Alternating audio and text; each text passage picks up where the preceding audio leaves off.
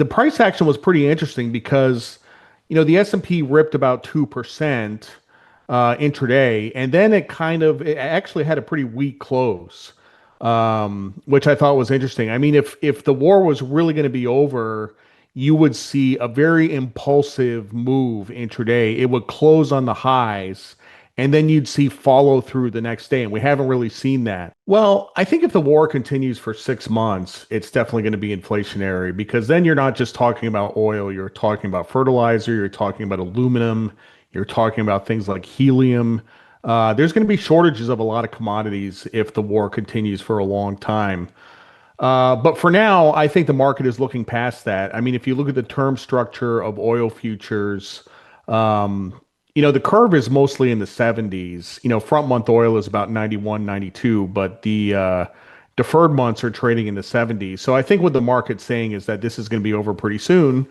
And that I think Trump wants it to be over pretty soon. I think the inflation headlines about the war are not very good for him.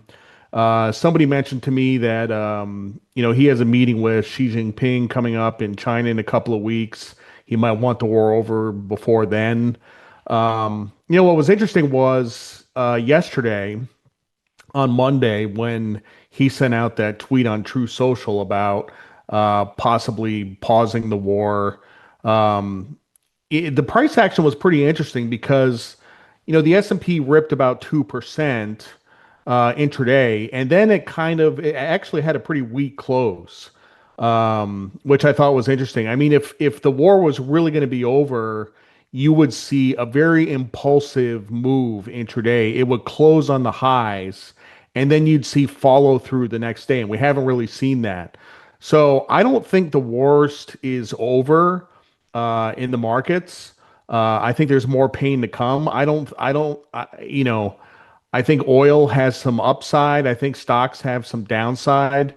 Everything is trading like a marching band. Every time oil upticks, stocks downtick, bonds downtick, the dollar upticks. It's very hard to capture any alpha in this environment because everything is so tightly correlated. That's right. And I mean, sort of goes to that idea that everybody kind of read this as an inflation thing. So oil jumped, and this is sort of that difference between demand pull inflation, where your economy is growing, it's booming, inflation is happening for good reasons, and cost push inflation, where something comes out of the blue like this, gives you a jump in inflation that doesn't come with expanding growth and rocketing demand and all of that. So it looks like the market kind of read it that way. So we got the bonds down, stocks down, dollar up, even gold, interestingly, has taken a bit of a discount here. I wanted to get your sense as far as kind of looking at oil. One of the more interesting things to sort of jump on what you were just saying, oil basically idled last week. It kind of sat at those high, sort of near the highs, at the highs, but stocks sold off anyway, and bonds sold off anyway. What do you make of that? Is the inflation thing baked into the cake now, and it doesn't really matter what oil does next?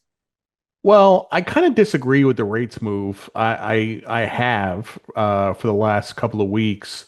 When oil first jumped on the invasion, uh, basically central banks started pricing in rate hikes around the world, especially in the Bank of England. Like Mhm.